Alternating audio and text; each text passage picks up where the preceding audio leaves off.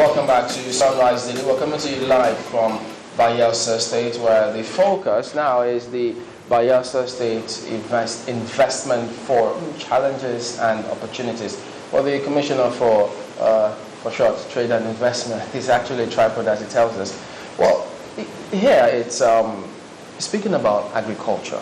I mean, yes, you say you're also trying to focus on agriculture, but shed a little more light on that, because when people think about agriculture, they don't think about Bayelsa yet. But yet, Bayelsa is an agrarian state. Absolutely. You see, that's why the backcover of yesterday is this day. You know, I think the governor was a guest columnist on the back page of this day newspaper yesterday. And I think the title of what he wrote was, you know, Bayelsa, you know, the well-kept investment secret, something along those lines. And actually, Bayelsa fundamentally is an agrarian state, agriculture and fishing, farming and fishing.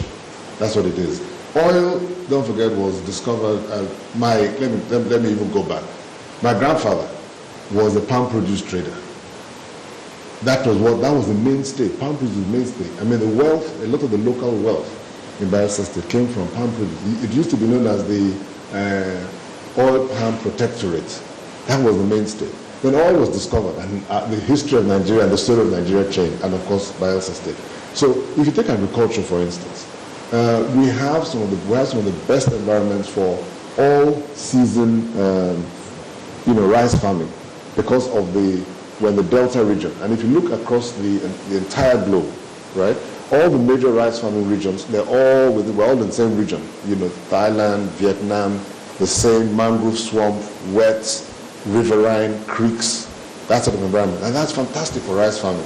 And one of the things we want to do is take the model where you have small rice farmers, and that way you empower a lot of people, you know, growing their rice and then selling to a major rice mill, where the rice is milled and sold to the market. So our potential of agriculture is huge. We have some pilot projects. There's one, for instance, that was started by AGIP some years ago, which has now been taken over by the Ministry of Agriculture.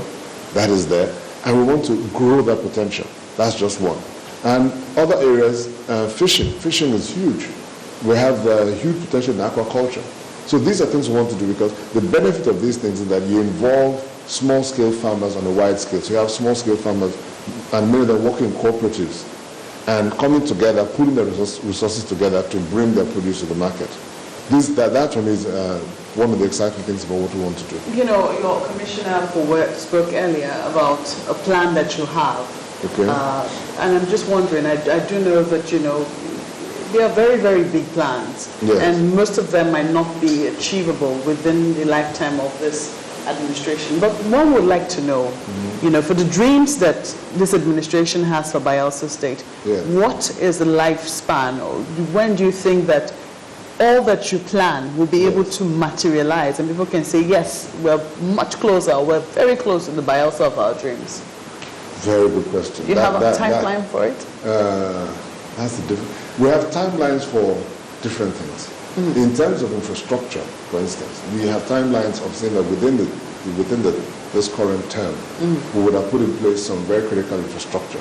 So that has a timeline of this current administration, which is, you know, by February 2016, where the governor's first term would come to close, we would have put in place major infrastructural transformation.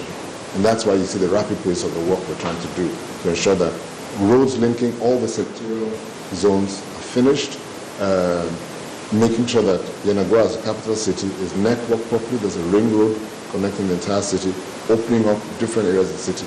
That is a major priority. In the healthcare sector, we're also within this administration, within the tenure of this administration, want to ensure that the 500-bed hospital, which has been a project, a long-term project, comes to an end. In the areas of hospitality, because we recognize that if we don't have very good, you know, internationally benchmarked hospitality, it also is not so good. So we're aiming to ensure that within this administration, the major hotels we're working on in partnership with others will come to conclusion. The airport will come to conclusion. So a lot of our focus in terms of, because those ones are time-bound, so we can fix them within a time-bound context. So would you say, for instance, would you say you have a 50-year plan, a 10-year plan, 20-year plan? What would you say you have? We have I would say at the very minimum. You see, what we've done in arriving at our plans, first we came on board and we felt that where the deficit from where we're coming from was so huge that we needed to just get ourselves onto a level playing field, okay? Now we're at that stage, and one of the things we want out of this conference is the feedback, the interaction with the private sector. And the next thing, one of the fallouts of this would be collaboratively to then say, where do we go from here? What kind of a roadmap do we want to unfold from here? And with that roadmap, we'll begin to give ourselves a clear, long-term, 10-year, 15-year, 20-year plan.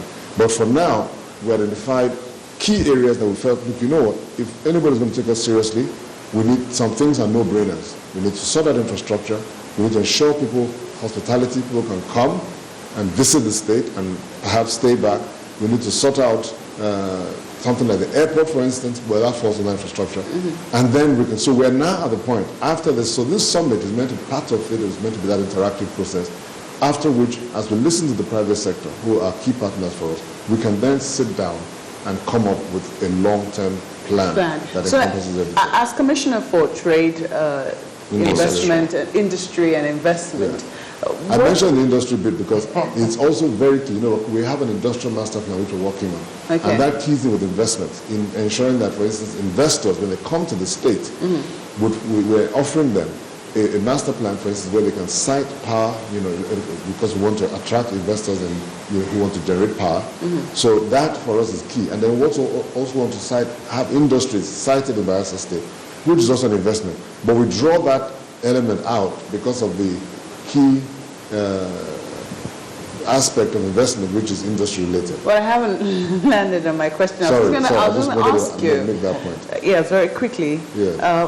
What would you say will be your key deliverable? Okay, as Commissioner. As Commissioner to Bayelsa State.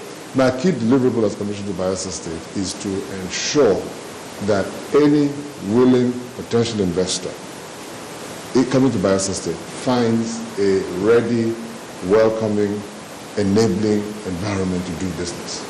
Are you working on the processes within your ministry? Because I would think that, you know, when a potential investor comes, the first stop shop should be your ministry. Yes. Are you making the processes as easy and as, you know, with little as red tapes as possible? Yeah, even before I came on board, you know, the governor had set up something called the Bayelsa Investment Promotion Agency, which is headed by a lady called Ms. Frida Moribus.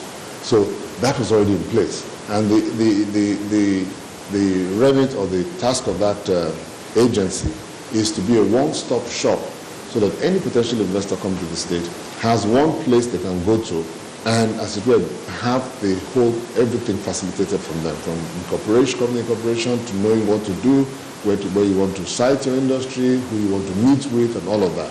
You know, so that was already in place. What we need to do is the ongoing process of ensuring that what we have set up is fit for purpose.